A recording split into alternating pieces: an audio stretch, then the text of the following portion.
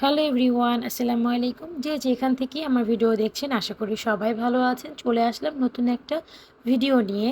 আজকে শেয়ার করব আমাদের বাড়ির দ্বিতীয় তলার কাজ কতটুকু হলো সেটা নিয়েই থাকছে আমার ভিডিও। তো এই যে সিঁড়ির কাজ শেষ হয়ে গেছে, মানে ছাদে ওঠার কাজও শেষ হয়ে গেছে। তো আমাদের দ্বিতীয় তলা আমরা যেভাবে সাজিয়েছি, মানে দুইটা বেড দিয়েছি, একটা ড্রয়িং ডাইনিং দিয়েছি আর রান্নাঘর, মানে গতানুগতিক যেভাবে আসলে ফ্ল্যাট হয় ঠিক ওই রকমই আমরা করেছি। তো এইটা হচ্ছে একটা বেড, এটা কিন্তু একটা মাস্টার বেড। তো এই বেডটা খুবই বড়, আর এই বেডের সাথে একটা অ্যাটাচ ওয়াশরুম আর ছোট করে একটা বেলকনি বলা যায়, ছোট করে একটা বেলকনিও হয়েছে।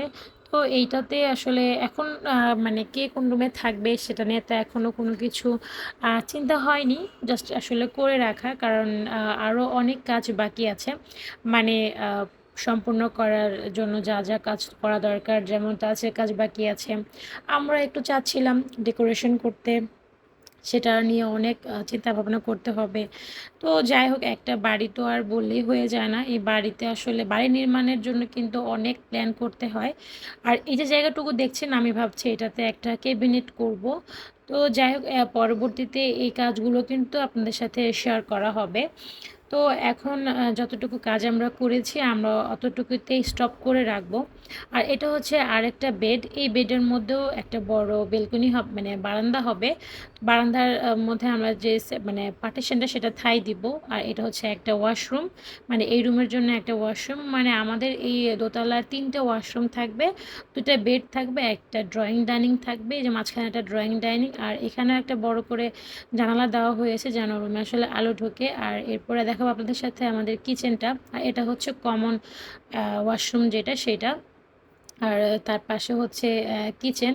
কিচেনে দেখা যায় আমাদের মেয়েদের বেশিরভাগ টাইমে কিচেনে থাকতে হয়, তাই মা বলছিল যে কিচেনটা একটু বড় করেই দিতে।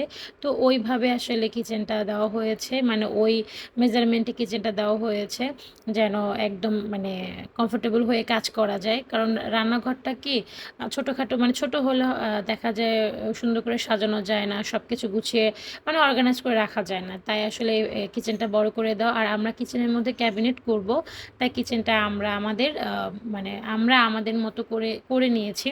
তো যাই হোক, এই মেজারমেন্টগুলো নিয়ে কিন্তু অনেক প্যারা খাইছে আমার ভাই। ও আসলে খুব মানে প্যারেশানিতে ছিল যে কোন মানে কতটুকু রাখলে মানে মেজারমেন্ট আর কি, যে রুমের মেজারমেন্টগুলো কতটুকু রাখলে আর কি পারফেক্ট হবে, সেটা নিয়ে অনেক প্যারা খাইছে। যাই হোক, এখন তো ও নাই, ও যেহেতু চলে গেছে, এখন কাজ স্টপ করে রাখছে, বাকিটা আমার বাবা করবে। আর এর মধ্যে আমার মেহেদি গাছটা কিন্তু দেখিয়ে দিলাম। আমার মেহেদি গাছটা ভেবেছিলাম মরে গেছে, তারপর দেখলাম যে না, গাছটা থেকে আবার পাতা গজিয়েছে। তো এটা নিয়ে এখন আমার চিন্তা, আমি এটা কিভাবে ছাদে উঠাবো। যাই হোক, এটা আপনাদের সাথে একদিন শেয়ার করব। এই তো শেয়ার করে দিলাম আমাদের বাড়ির দ্বিতীয় তলার কাজের আপডেট। তো আমাদের বলতে আসলে আমার না, মানে এবার এই দ্বিতীয় তলায় আমার বাবা মা আর আমার ভাই থাকবে। আমি যেহেতু এই বাড়ির মেয়ে, আমি তো এখানে থাকবো না। তো যাই হোক, আমার আসলে ফিউচার প্ল্যান অন্য কিছু, সেটা নয়তো আমি আপনাদের সাথে অন্য একদিন শেয়ার করব।